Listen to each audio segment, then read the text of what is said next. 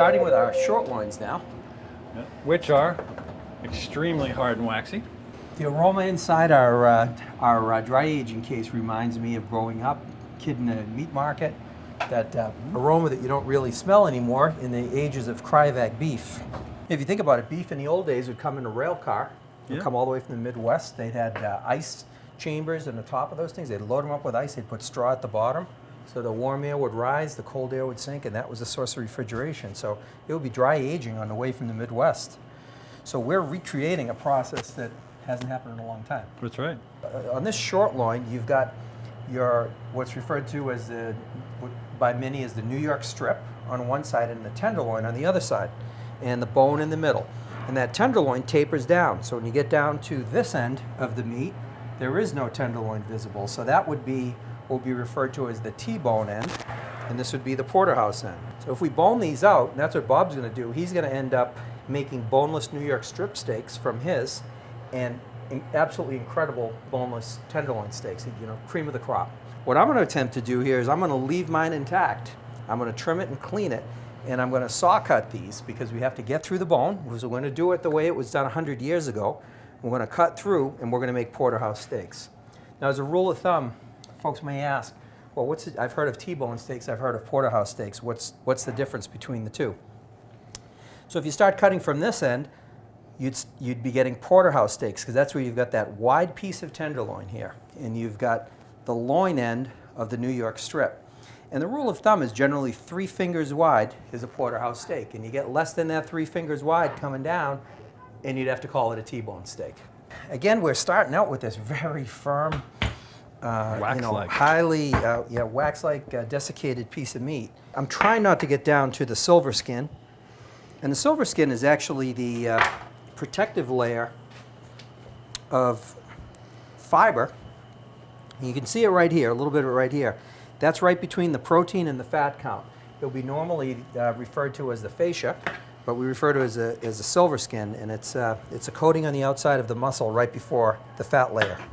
So this is the part that really hurts for me because there's not a fat cover on the inside of this short loin, on the tenderloin. So I'm actually needing to cut right into the meat of the tenderloin here. We do not have a level of mold or exterior bacteria growth on the beef that's visible. And we kept our meat aging chamber very clean. We kept the air moving, so the air's been moving solid for 45 days in there. We are taking off and cleaning up the fat that is not of good quality after sitting in the open air for all those weeks. So what I'm going to do is I'm going to try to cut that first porterhouse off. I'm actually going to start by cleaning up the end.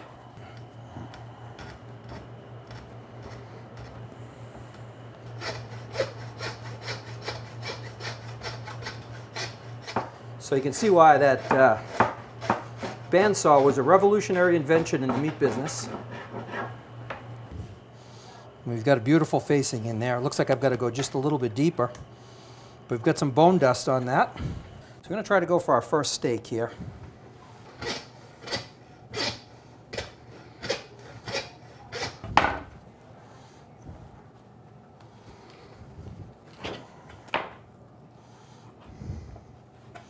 So here's our first porterhouse. The marbling is extremely abundant in this, which is what qualifies it for USDA Prime. And you can see that it's an extreme amount, so this is going to melt during the cooking process. The texture of this beef is far different than what you'd see out of a piece of fresh beef that you'd cut. Far more firm, far more dense, and the flavor, I think, will follow similarly. Be very, very intense, great burst of flavor. I am working to bone out the New York strip. It is a little more difficult than a normal short loin to do. It's because of the firmness of the meat and the fat, it's very difficult to determine which is bone and which is not. So you have to go down to the bone to find it because the fat that you're cutting through is very, very, very firm. So this was tough back in the day to work in a meat room, and you know, you've got a rush of people and you're trying to cut your porterhouse steaks and get them done, and you're sawing them by hand.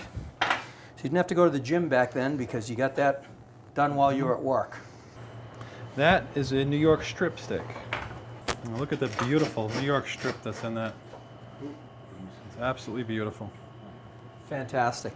Now this is the bone that was removed with very, very little meat on it. If you can see, the ribs are right here where the tenderloin was. Completely against the ribs, and there is a tremendous amount of weight here. And this is what's left of the tenderloin, still yet to be trimmed. It is incredibly marbled. It is also incredibly small.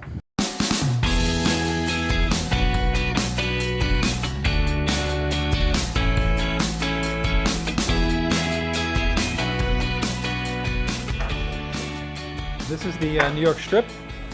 It's been trimmed almost clean. I still have to do a little bit of trimming after I cut it.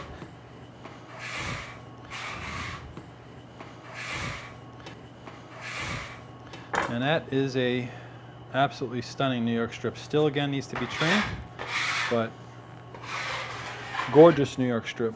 Winnell said that he would have preferred a more heavier fat cover on these, and that'll show where a more fatty fat cover would not allow this, which is going to need to be trimmed off to get into the meat. It would have been ended in the fat and not in the meat. Again, you can see the abundant marbling in that, Bob. That's just going to make it incredible. Unbelievable. This is top prime. It's unbelievably gorgeous. But since we've got a very small piece of meat, I think what we're going to do is we're going to do a little trick here where we'll try to get at least 2 good portions out of this guy.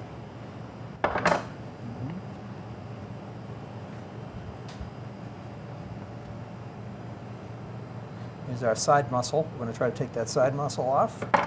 So we've got one absolute incredible piece of tenderloin. See if we can get one more portion out of that. A little waxiness, you know, it's that nice firm meat. Absolutely. Yep. Malleable. Malleable. Yep. Cryovac will actually probably shape it a little bit if we put it in the cryovac correctly. You can see we really didn't get a whole heck of a lot out of that tenderloin there. Just about 6 pounds, 5.9. So our starting cost of that was $277. And we ended up with 5. And we ended up with 6 pounds of meat. 6 pounds of meat. So our finished cost is $46 a pound for that meat. So as an example, a 12-ounce steak would be about $35 cost, or would menu up for $110 to $120 a la carte. And let's see what we've got for a total weight here, Bob. We have 11.16 pounds. So we started out with a weight on that one of 20.57. So we started out with $287 there for that. So if we count the average of our bone-in and bone-out product at 11.16 pounds, we've got about $25.78 per pound. And we still have one more piece of meat to go.